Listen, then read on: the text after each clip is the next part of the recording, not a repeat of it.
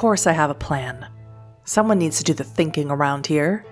Now, are you interested in winning this fight, or were you looking forward to a glorious face-first charge into a wall of silver bullets? Hello, and welcome to my new lore video on Werewolf the Apocalypse. In the last video, we talked about the Red Talons, and in this video, we'll talk about the Shadow Lords. The strong dominate and the weak submit. This is the core of Shadow Lord philosophy. Intensely political and coldly pragmatic, the Shadow Lords practice a rigid internal hierarchy and promote an equally unforgiving value system for the Garou nation. Their very presence is divisive, and other tribes view their manipulative tactics as a reason to distrust the Lords, or complain that anyone so ruthless is marked for eventual corruption. Some would argue that they should be cast out of the nation entirely, but even though the Shadow Lords are seen as dishonorable and sometimes cruel, they do get results. The Shadow Lords first formed in what is now Eastern Europe, where they controlled human tribes by assuming an indispensable position within their societies that would exert no direct power, but whose word was heeded. Acting as the betas of the Garou nation, they supported the rule of the Silver Fangs tribe, positioning themselves as their viziers and their secret henchmen, doing the deeds that would harm their reputation.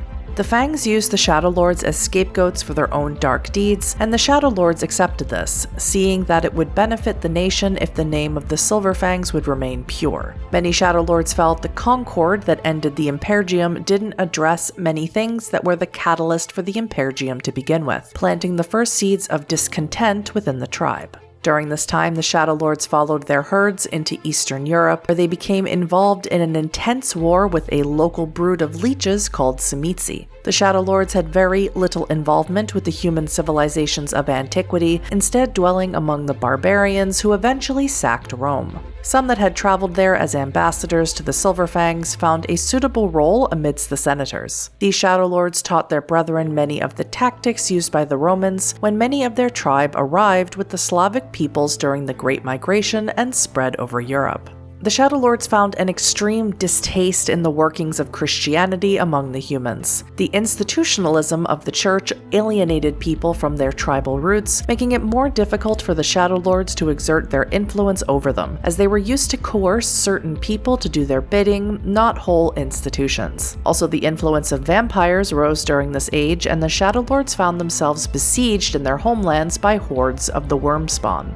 Focusing on Byzantium and the Balkans, the Shadow Lords consolidated their hold over humanity by dividing them and keeping them confined within their rural villages. The illusion of control over humanity, however, was eventually broken, and the Lords saw that the Garou had failed in their mandate to control the mortal herd. Eventually, the Silver Fangs earned the ire of the Shadow Lords as well when they messed with the power structure of the Balkan states. Infighting in the Silver Fangs tribe destroyed the precarious status quo the Shadow Lords had insinuated, and although the Fangs managed to free an important sept from Tzimisce hands, the event sparked an even greater leech influence, as many elders turned their eyes to vengeance against the werewolves and began to work against them. In the eyes of many Shadow Lords, it proved that the Fangs had lost the right to rule, and many began to think about taking the mantle of Alpha of the nation for themselves. In modern nights, life among the Lords is one part oppression and one part inspiration. Cubs are taught to fear their elders as much as they revere them, but the tribe is also a meritocracy. Those who have the ambition and skill to succeed will go farther than those who rely on a misguided sense of entitlement. The lupus of the tribe usually start by mastering this instinctive dominance before they begin to hone their more human-like capacity for deception and politics.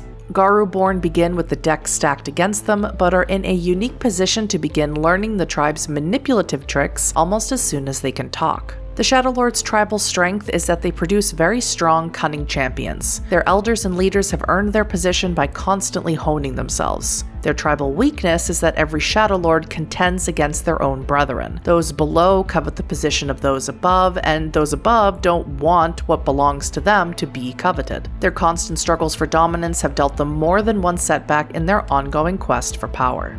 This ruthless tribal philosophy has been at the tribe's heart ever since its founding. During the Impergium, they showed no mercy in culling their charges, and when the Impergium ended, they still believed it necessary that humans fear the dark. Over the years, the Shadow Lords have made all manner of alliances, only to turn on their compatriots when the opportunity and the excuse were there. Many of these alliances were even with other creatures of the night, such as vampires. Of course, it's not fashionable to be seen consorting with a leech, so the Shadow Lords aren't seen doing it. Not if they can help it. As ambitious and callous as they are, most Shadow Lords are still loyalists to the Gaian cause. They play one Garou against another, testing the loyalties of both, and work to undercut and dethrone weak leaders. But a strong and cunning leader earns great loyalty from the tribe of Grandfather Thunder, a name taken from a powerful storm spirit and the totem of the Shadow Lords. In these end times, the Shadow Lords see weakness all around them. They find the Silverfangs doddering and foolish at the time they're needed the most. The tribes are splintered and squabbling where they should be unified against the worm. The authority of royal blood and the calls for reconciliation have failed. Perhaps the only thing that will unite the Garou nation is fear. And if that's what it takes, if the Garou need an iron claw to bring them together, the Shadow Lords will certainly take the opportunity when it presents itself. In the next Werewolf the Apocalypse lore video, we'll talk about the Silent Striders tribe. If you enjoy what I do, please consider subscribing, and as always, thank you so much for watching. Now ask yourselves this, Garou: when will you rage?